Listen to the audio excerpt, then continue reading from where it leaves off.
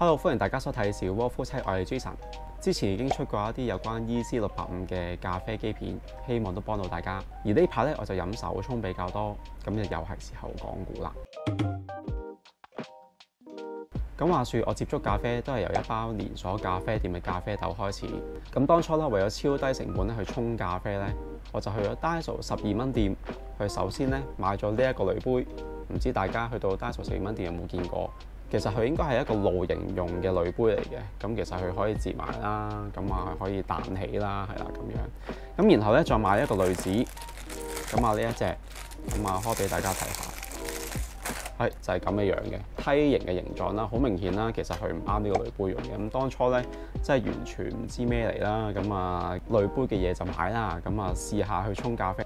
咁然後再加埋一個是但買嘅倒水嘅壺啦，然後當然亦都唔少得我當時所用緊嘅 Driver 迷你磨豆機，咁啊學開始啊點樣去沖一個咖啡呢？咁當時咧完全冇沖煮咖啡嘅知識咧，沖出嚟嘅味道我真係好抗拒一啲所謂嘅齋啡嘅，然後大多數咧都要加埋牛奶咧，我先至可以入到口。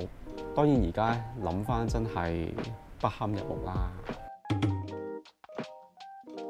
咁用熟咗 EC685之後，我就開始試翻手沖咖啡。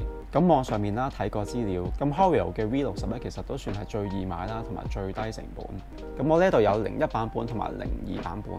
咁其實兩個最大嘅分別，我諗肉眼大家都會見到一個 size 細啲，一個 size 大少少。細啲嘅大概沖煮嗰個份量大概300ml 左右啦，而大啲呢一個咧大概沖煮嘅份量係600ml左右。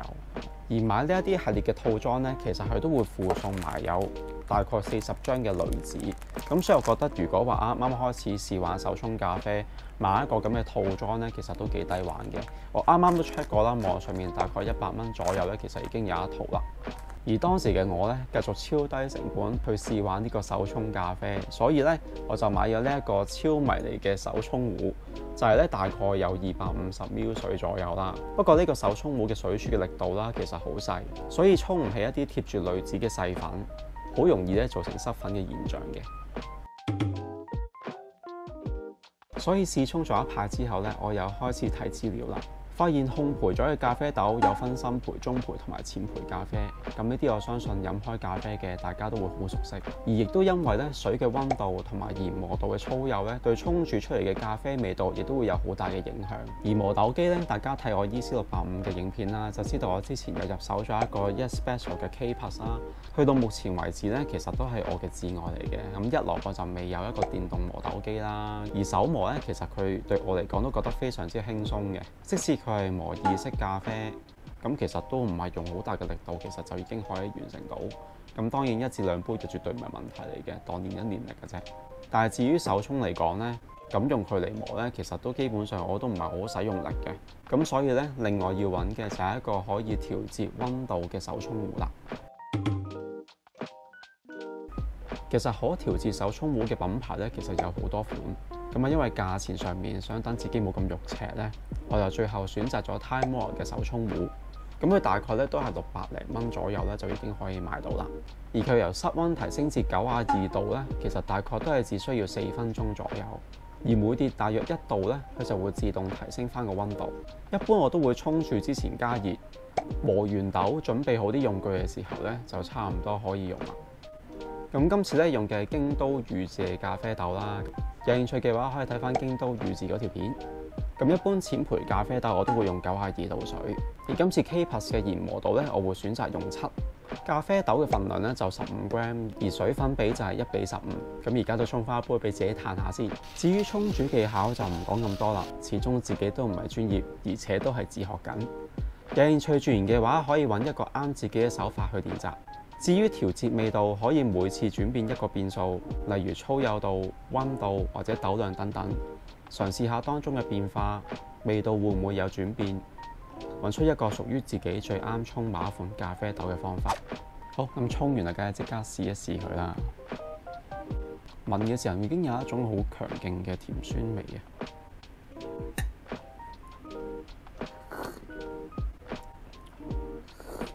暫時咧，我練習嘅手法其實都會有一種好比較厚實啲嘅感覺。對於我嚟講，甜感就非常十足啦。咁今次喺預自買嘅呢一種咖啡豆呢，其實俾我體驗到其實咖啡豆隨住時間嗰個風味都會唔同嘅。早2個禮拜沖嘅時候呢，佢會有一種罐裝番茄汁嘅感覺。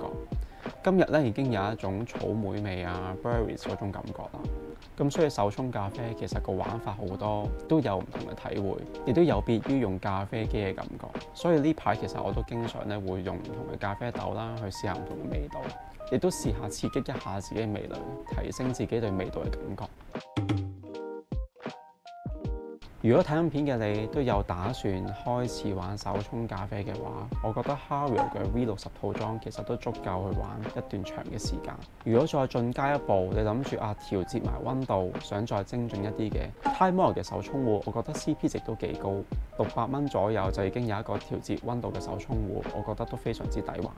而最近去旅行亦都入手咗唔同嘅濾杯同埋一啲咖啡嘅下壺，之後可能會喺唔同嘅影片嗰度出現。好，今日嘅影片就去到呢一度。如果你都中意嘅話，記得 comment、like、share 同埋 subscribe 埋我哋 channel。下次有新影片嘅時候，就會即刻第一時間通知你。我哋下條片再見。好，拜拜。